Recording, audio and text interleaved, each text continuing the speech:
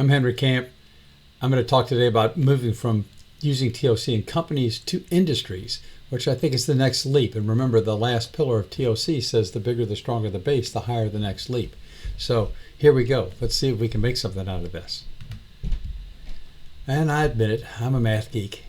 In case you haven't met geometric fractals before, they have the characteristic that the whole is made up of parts that are the same as the whole. Here are two children of the whole here. They have the characteristic of being connected back to the whole, and they have 6 children of their own.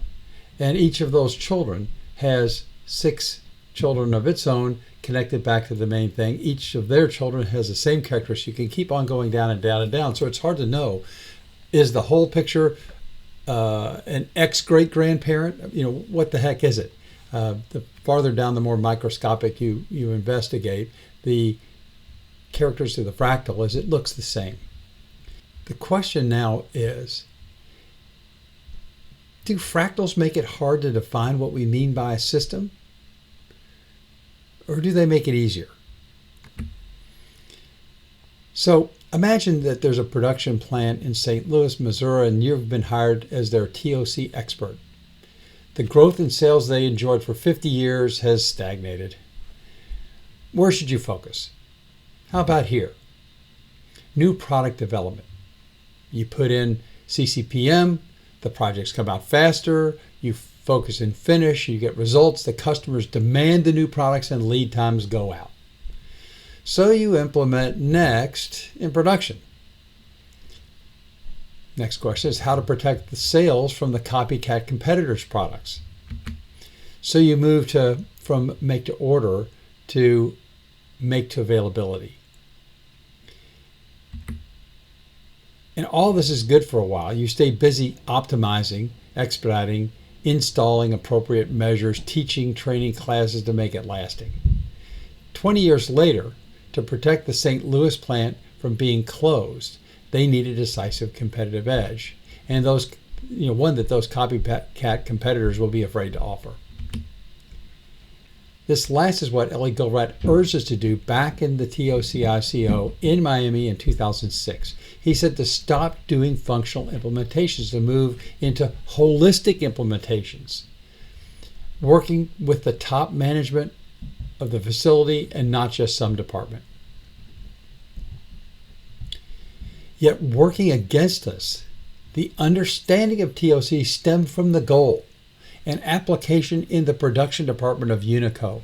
Many fewer people went on to read It's Not Luck to see what came next.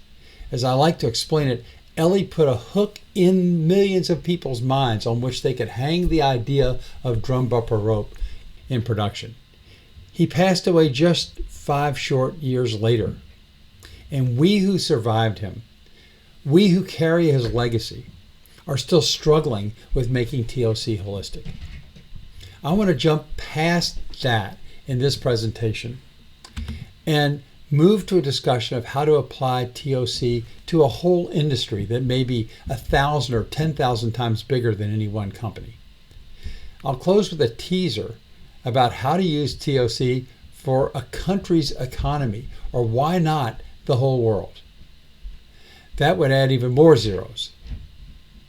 Is this interesting to you? Does it feel too big? Impossible?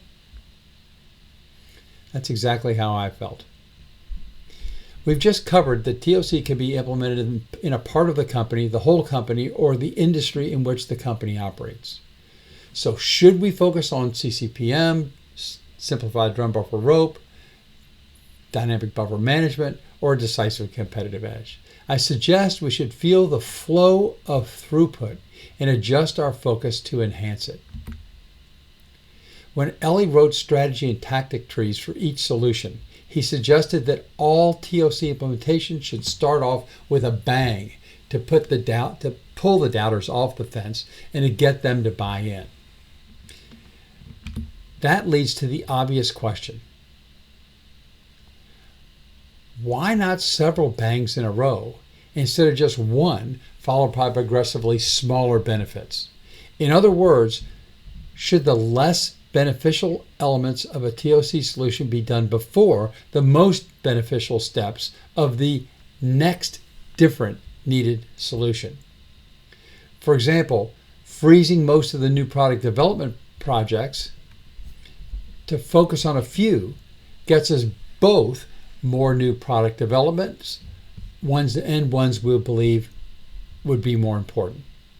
Choking the release of raw materials into the plant floor makes the plant faster and allows cutting the production batches in half, which lowers finished goods inventory, releasing cash, which can be used to move more products from make to order to make to availability, broadening our selection, which attracts customers.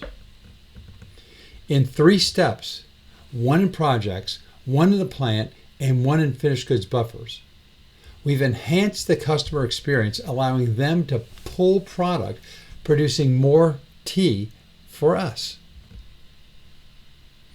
Is this the wrong approach because we're doing several implementations at once? We got the results, didn't we? This leads to a simple conclusion. We can and should come back and clean up our implementations later, assuming we don't discover something even better to focus ourselves on in the meantime. Immediately, we start earning more money and can pay the TO consultant to finish the implementations we've started. What would we think about next? I'm on slide 3. It's about time we start expanding our conversation about how TOC should be used to make a bigger difference. There are 2 reasons to want to make a bigger difference: to help people and to make money. One's enough, both are better. The cause and effect is simple, really. Even competitors in an industry help each other. Just the existence of a competitor convinces customers the products are worth buying. Obviously, sellers have suppliers and the suppliers have suppliers. Back up the supply chain to the basic raw materials. After I graduated from college and spent 2 years teaching at a college preparatory school, my entire business life has been spent in supply chains. I hate to admit that I was happy when COVID made the term supply chain a subject of common conversations. Unfortunately, it did so through broad worldwide disruption. In other words, people used to have the luxury to ignore supply chains. They just ordered what they wanted from Amazon or bought it at a shop. What else do we know about these interconnected supply chains? The flow of product is from the bottom to the top. However, the flow of damage is from the top to the bottom. I call it the bullwhip effect. A slight movement of Indiana Jones' hand results in an increasingly powerful variation at the end of the whip, resulting later in a loud pop. I've drawn a graph of the variation in orders to the supplier over time for each box. Something scares the consumers, right up here, and they buy less. Interest rates jump, unemployment goes up. Any bad news, they don't quite buy as much as they did just for a while. Let's say 5% less. Suddenly the retailers find that their number of days of inventory just went up.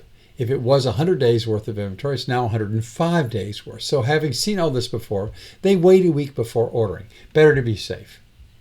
The retailer's supplier, in this example, the importer, sees hardly any orders for a week, and when orders do come in, they're only 95% as big as usual. Say they import from the Far East with a long lead time. They may have held 6 months worth of stock. Looking back at the last 4 weeks, they had 100% the first week, 100% the second week, then 25% the next week, and then the last week was 95%.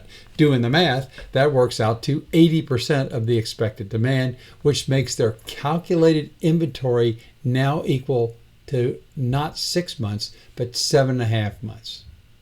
So they only order the few things they're running short of for another month and a half.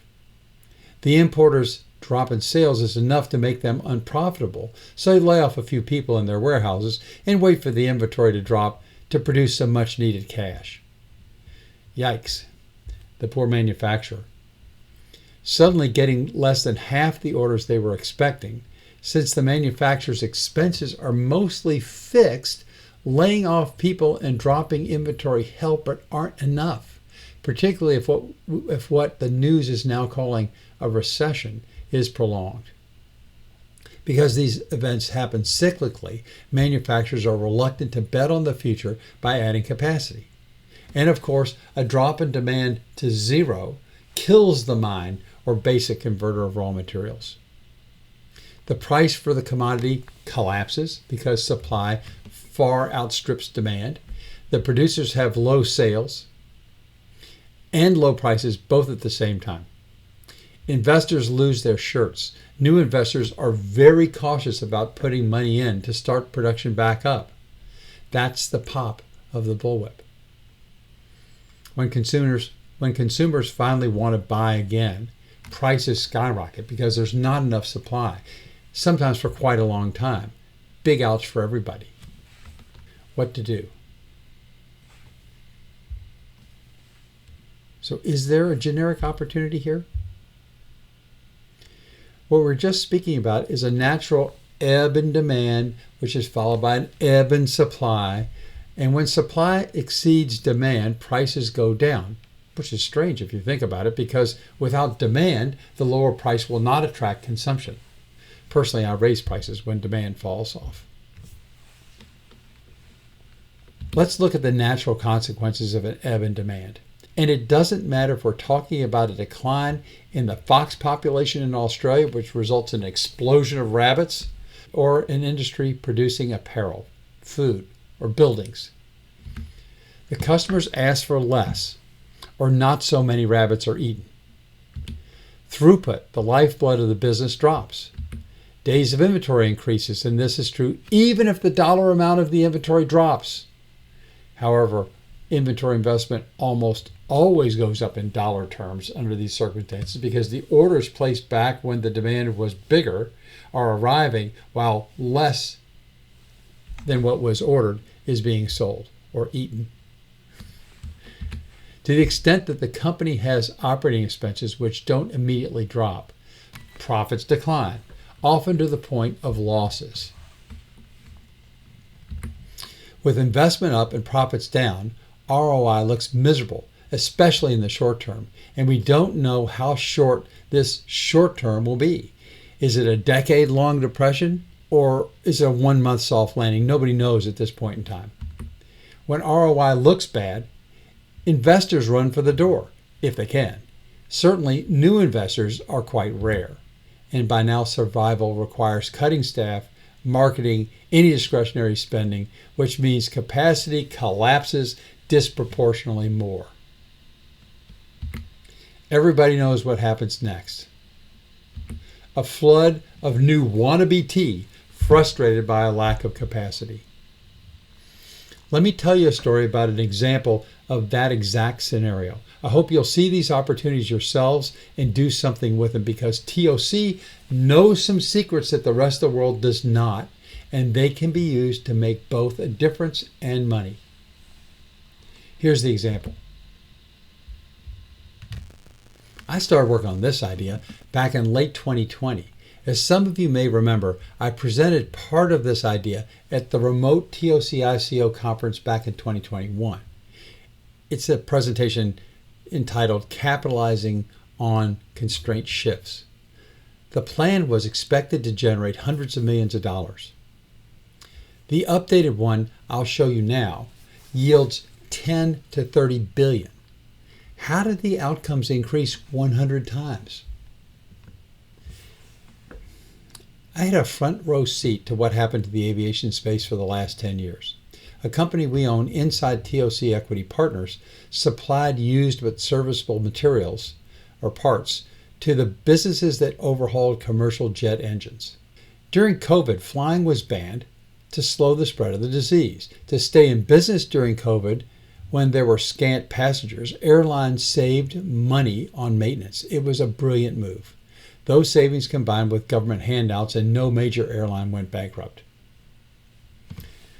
Of course, demand would return, just as we discussed on the last slide, and the capacity to repair the engines remains insufficient today to handle the current load, much less catch up on the deferred maintenance. Now, this is a big problem, way out of my league. Unfortunately, nobody else was or is doing anything about it, and thanks to the TOC body of knowledge, I know what's needed. First, I estimated an amount of money it would take to protect the industry. That amount is $400 million. I figured it was too important to just give up on, so I started sharing this story publicly, realizing that there are plenty of investment funds looking for a smart play. So you can see videos on my YouTube channel. It's my personal YouTube channel back for the first one I think was 3 years ago. Today I'm getting close to having raised all that money. I can't believe it myself. Let me share a slide on what I learned from my research. We already reviewed that airlines protected their cash position by saving money on maintenance. As of the summer of 23, more passengers were flying in the U.S. than before the pandemic. To make it work, airlines now fly fewer of those small planes with ABC and more 737s with ABCDE or ABCDEF seating arrangements. This helped them get around the shortage of pilots and crews, and by the summer of 2024, this summer, international flights are at record levels too. There aren't enough planes to handle the load. So the airlines had no choice but to put their spares, their buffer, in the air.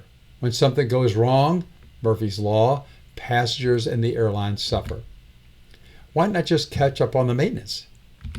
Well, this is the consequence of saving money on maintenance. Airline management knew this would happen, but staying solvent took priority, right? During the summer of 23, turnaround times, or TATs for short, were 4 months. By October of 23, TATs had doubled to 8 months. Less than a year later, they're 10 to 12 months. What's the problem? How many planes are grounded? Thousands.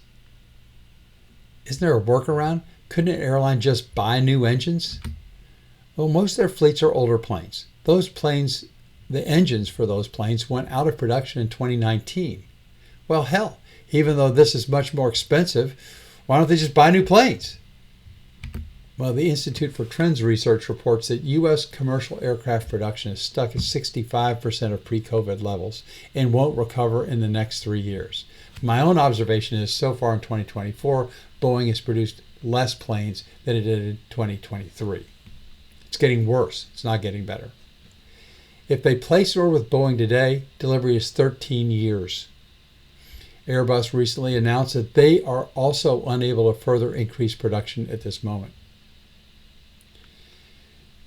Back to maintenance and step 1 of our action plan. I found my favorite MRO, which I want to buy, down in Miami.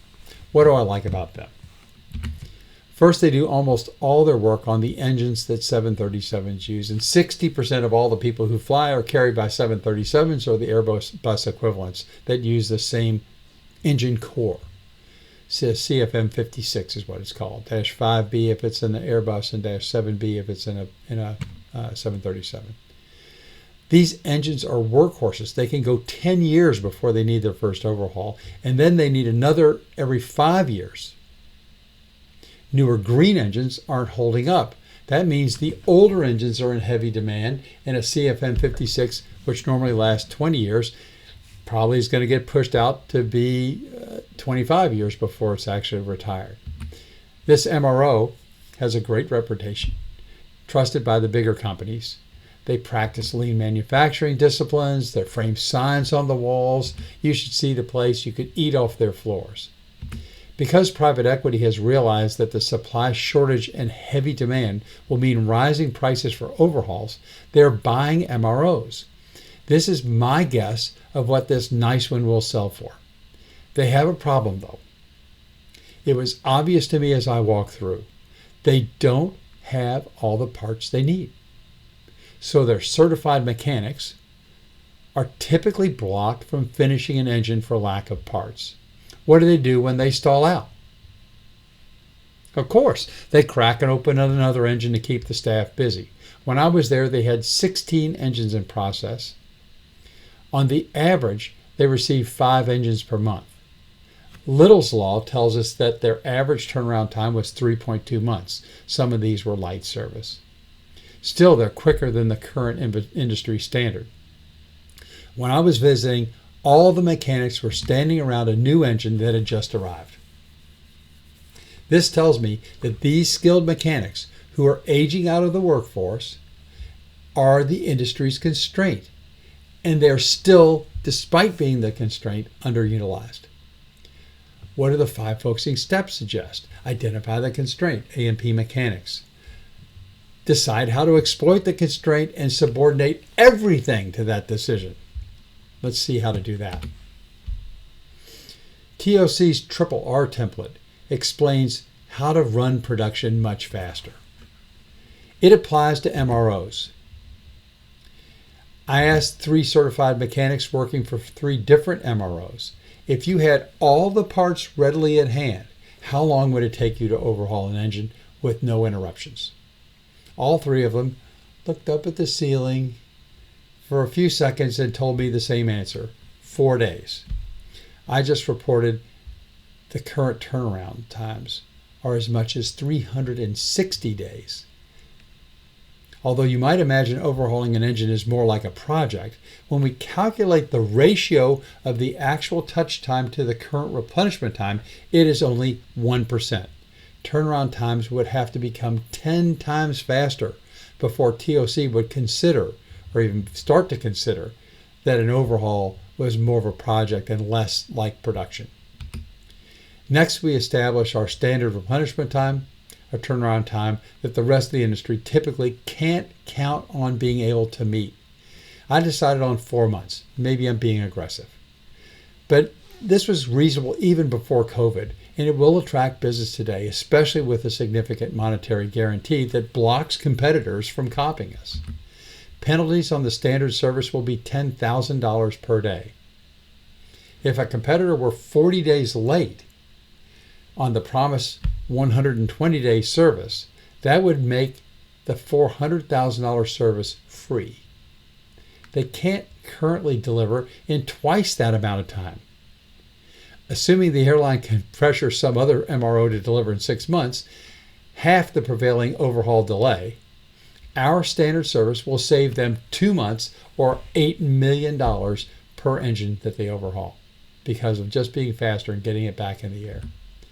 Rapid service will be offered in half the normal turnaround time for $800,000, just for the skilled labor work and machining, etc.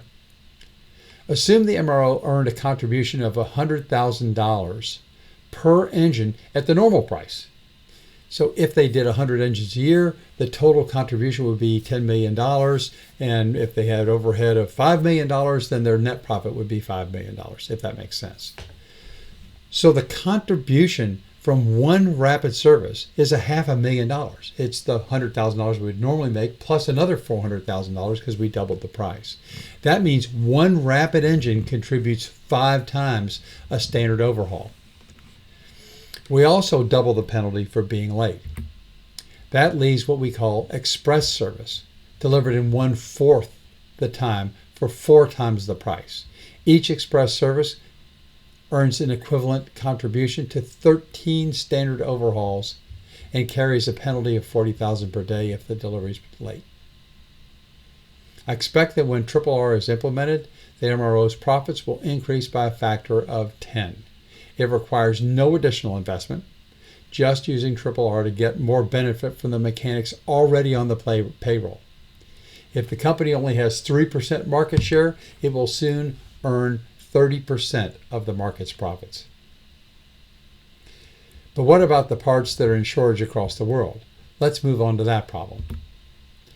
Back in 2012 at the TOCICO in Chicago, I made a plea to the TOC community that it stop consulting and just buy companies and make them better. I took my own advice, raised a small $6 million fund, and we bought 3 companies. 2 years later, at the TOCICO in Virginia, I presented on Hawkeye Engine Service, a company we bought and grew dramatically. Here's a slide from that presentation. The slide shows our first year turnaround. I'm not going to rehash it. You can look at it later if you're interested. Here's the important point. That little company we bought for a little over $3 million 10 years ago is worth $125 million today. Adding this to the MRO puts the Aviation Protection Group's total expenditures so far up to $225 million. Next, we need to delve into what TOC knows that this industry doesn't. For a century, airlines have been cost cutters, and that has made them fragile. Why? For the whole industry of airlines, revenue has been the industry's constraint. Google Flights, Travelocity, Orbitz have made buying a ticket all about the price for many passengers. The number of seats you can fill depends on the price. The number of seats times the price per seat is revenue. Today, because of the collapse of the MRO capacity and the lack of alternatives, the constraint of the industry has become the MROs, or their mechanics. A change in constraint requires us to start over with our 5 focusing steps, but most of these huge companies don't know about the 5 focusing steps. Therefore, we can expect them to continue behaving habitually as they have learned the hard way is or was required. They rightfully worry a downturn could put them out of business. Think TWA, Eastern, Pan Am, major airlines that no longer exist due to financial weakness. Let's think from their point of view about what that means with regard to used serviceable parts. The only way to make a bigger profit when your revenues are fixed is to lower costs. Therefore, the only reason an MRO, assuming they had the money, would buy run-out engines is to tear down for parts that they can get cheaper than they could buy from a parts reseller like Hawkeye. Lower prices attract engines to your shop. It costs tens of millions to set up a new MRO. You must get FAA approval, which takes years. To have all the parts requires an investment of, let's say, $100 million. MROs simply aren't that rich. Basically, they trade their mechanics time for money. Because of this, MROs crack open an engine first and then buy only the parts needed. And after haggling for weeks or months, then the overhaul is finally performed. This is slow, and you know where this is going. Hawkeye Engine Services up north of Chicago has a warehouse full of a major investment bank's parts. We bought them 10 engines 2 years ago. We are also bidding on a block of 37 more engines to part out. These are all the parts the MRO would need for a while, but they're projecting overhauling 85 to 110 engines this year, and that number rises rapidly in subsequent years. It takes 2 to 3 engines that are run out, the parts from 2 or 3 engines, to do one engine overhaul. That sounds like year 1 will need 170 to 330 engines. Before the pandemic, there was more demand than supply. You can see that right here. The green demand was higher than the supply. Demand collapsed when people couldn't fly. You see the green line collapsing back down here. And meanwhile, the supply that was enough to handle a much higher demand remained high all through the shutdown period. Eventually, as people returned to record travel levels, those excess parts got used up. However, the companies that bought the older engines and tore them down for parts to feed the overhaul industry were either broke by that time or had learned a hard lesson. Once burned, twice shy. Used serviceable materials providers have been reluctant to get back in the game. Remember the generic situation we discussed before this example? Meanwhile, demand has soared. That means Hawkeye's warehouse will soon look like this. A few surplus parts that nobody needs and no hot sellers. Won't the giant investment bank buy more? They will, but not before running out of the hot sellers.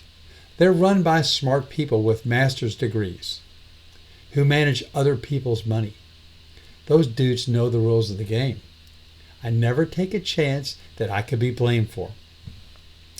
Once they get their targeted returns covered, they coast and become completely risk averse. Hawkeye has a huge opportunity. Bank it in case something else goes bad. Heaven forbid I get a 150% return rather than the 15% my boss expects. He'll demand that I get that every year from now on, and I'm smart, but I'm not that smart. Let's see how the Aviation Protection Group gets around the smart kid's caution. Here's the plan. Step 1, buy a certified MRO for $100 million to rebuild engines inducted by the airlines and leasing companies. Step 2, spend $125 million on Hawkeye for their certified expertise buying run-out engines, plus a few that can be rebuilt. You'll see why in a minute. To job out the teardowns and necessary repairs. Next, we make sure all the needed parts are present before starting on an engine. How? Buy $100 million worth of engines, which are run out or whose owners need some cash instead of waiting in line for a year to finally get an overhaul completed. Many smaller MROs do not have the capacity or capabilities to overhaul an engine, but they can tear an engine down for parts. Others can repair those parts. And these normal repairs cost half as much as the engines did. Now the TOC implementation can begin because we have full kit. We just need to focus each mechanic's full attention on one engine until it is finished. Focus and finish, as Sanjeev Gupta says. These two things will make us reliable. Soon the industry will know it because of our guarantee.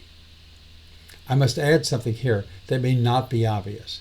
Hawkeye, our parts division, will be in a whole new situation. They've always had to bid for every sale and beat other resellers' prices. The TAP group cannot allow customers to delay our repairs and cost us penalties by sourcing their own parts. The only way to guarantee full kit is to stock all the parts that might be used, and that means Hawkeye wins every sale. Fortunately for our customers, this boosts our parts sales volume so much that we'll sell the parts at market prices without the delay. If a customer doesn't like that, they can purchase their own parts, saving nothing, and lose the use of their plane for however many months our competitor takes. A bonus is that we don't make our competitors mad, so when we decide to sell, a buyer won't be wary. Next, we take a few rebuildable engines, the ones I mentioned before, and overhaul them to create a pool of ready-to-fly engines our exchange division can offer on an immediate basis. Every time we sell an exchange to somebody who can't afford to wait in line, we'll get their engine back in trade, and this engine will go to the front of the line as soon as one of our mechanics finishes an active job. Remember, touch time is only 4 days. With such quick replenishment time, we won't need to stock many completed engines. In the first few years, this division is expected to be the most profitable. But as TAP Group puts more spares back in airlines' buffers, we expect minor growth. So that's the $400 million we need. It's time to implement the Triple R template. We offer our customers market overhaul prices with 4 months turnaround times, plus the options to get their engine back in half or 1/4 of the normal time. Losing $4 million a month gets us takers of our rapid and express services. It's possible that in the first years we may not have any capacity to apply to the standard 4-month service. Fingers crossed that happens. If this turns out to be true, we'll refer standard service to other MROs, which will make us popular, not a hated competitor. After getting paid for their work with super high T, we'll reinvest in adding mechanics and creating a culture that makes them want to stick with us. This establishes a positive feedback loop that helps our MRO division continue to expand their capacity while Hawkeye collects on their parts sales. It allows them to replenish the parts which were sold. So, what do we expect an investor to get back? In Throughput Economics, we wrote that outcomes shouldn't be expressed with one number. So here are 2 tables with pessimistic returns for a given investment in red and optimistic returns in green. The world's full of people who might be described relatively as financial ants. A few of us have enough successes to be better described as financial mice. Even fewer are impalas or zebras, And there are even herds of financial elephants and a handful of whales. I've already raised $215 million plus $125 million in debt.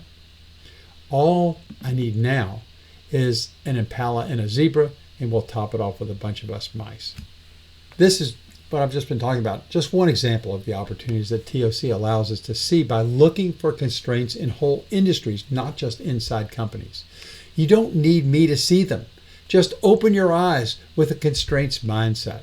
As I said, TAP Group seemed impossible to me when I first recognized the opportunity. As Ellie Goldratt once told me, if you can't solve a problem, solve a bigger problem. It's fantastic advice. Back on the 19th of February of 2018, I delivered a webinar for the TOCPA. It was called Using TOC to Make Real Money. I call this out to those of you who may have missed it because it explains why and how to stop consulting and use TOC to make yourself some real money. It's about forming a partnership who together can buy a company, make it better, and sell for much more than any consultant has ever made. Now, does anyone in the world know how to make a manufacturer, a projects company, a distribution company run better than you do? Do you read in the paper about blunders made by people who earn tens of millions in salary per year and just shake your head? Here's a more generic source of such opportunities for you. And then I'll close. There are 4 separate things happening to China right now that will destroy their productivity. Ellie Goldratt predicted this back at the TOC-ICO conference in Miami in 2006. First, there's a demographic decline, which means they haven't had enough kids to replace the workers who are retiring. Many countries have this issue, but China's case is by far the worst in the world. Here's a factory. Only a fraction of the seats are occupied. Without workers, how can they keep up production? Second, in 1944, the Bretton Woods Agreement bound 44 allied nations to a gold and dollar-based monetary exchange standard, which guaranteed free trade across the planet. President Truman committed the United States Navy, which was the strongest one remaining after World War II, to patrol the seas to ensure that all nations could ship goods anywhere without having to worry about piracy. In fact, there was a 60-year period with no piracy at all. Manufacturers had access to raw materials from anywhere and could sell their finished goods everywhere. Containerized shipping exploded. But today, my country has forgotten its commitment to a gold standard, downsized its Navy, and our people are more worried about what's happening within our borders than international trade, particularly now that we produce surplus oil domestically. Piracy has returned and will increase, shattering reliable transportation. No major country relies on imports to protect its exports more than China.